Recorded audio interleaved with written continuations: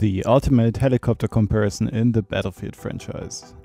When reading through Battlefield-related forums, you'll often find the question which of the helicopters of the current or the past games was actually the best one, and we will try to answer that question. To achieve this, we will release a 3-part video series. In this first part, we want to speak about the movement and agility characteristics that the different helis have.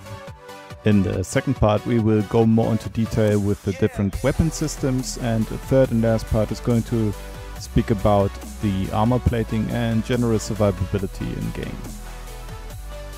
Please take into consideration that we will look at Battlefield 4, Battlefield 3, Bad Company 2 and Battlefield 2. For every test that was performed for this video, we used a lot of recordings for each and every single test to get a solid mean value and reduce the number of possible errors. Of course, all of those tests will always contain a very small time error, and in case it's becoming important, we will let you know.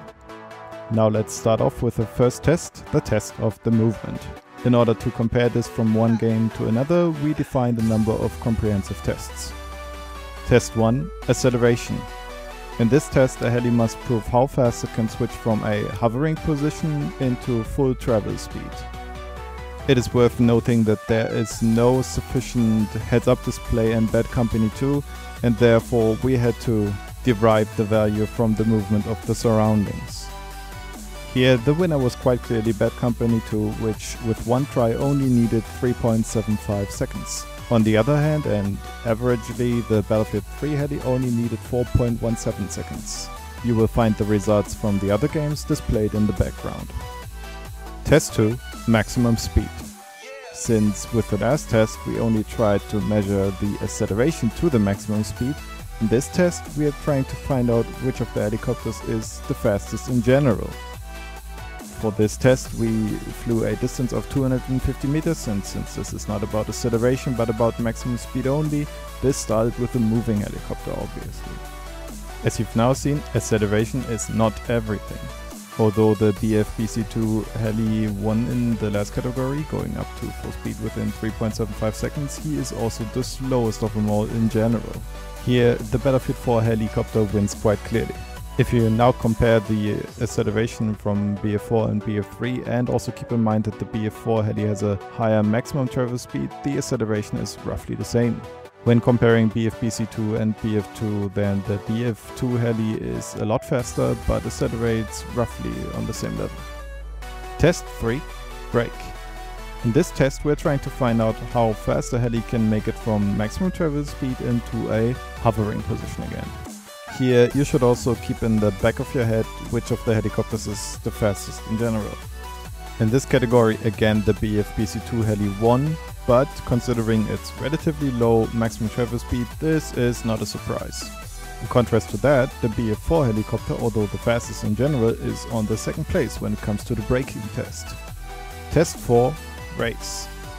In this category, the helicopter has to fly a distance of 250 meters, do a turn and fly back to its original position, trying to achieve the whole thing as fast as possible.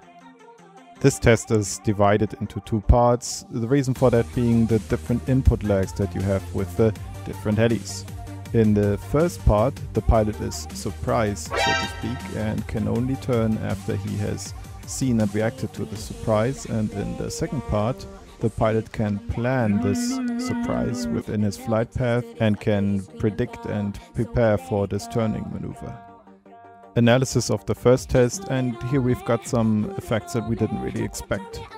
In this category the BF4 helicopter managed to get on the first place, mainly because of its high maximum travel speed, and since he's also good at turning over quite quickly, he did it in only 13.4 seconds.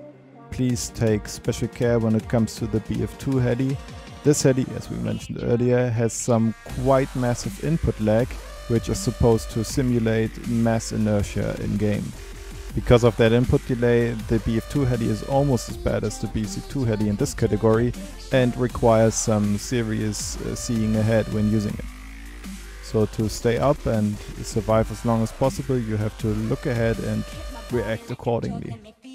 If you ignore the input lag for a second and only look at the movement box, we will explain that term later on, The BF2 Heli is very agile overall, so therefore in the next test the BF2 Heli should perform a lot better. Analysis of the second part of the test. As we already explained, the pilot already knows that he has to turn at that specific point and can include that maneuver into his flying.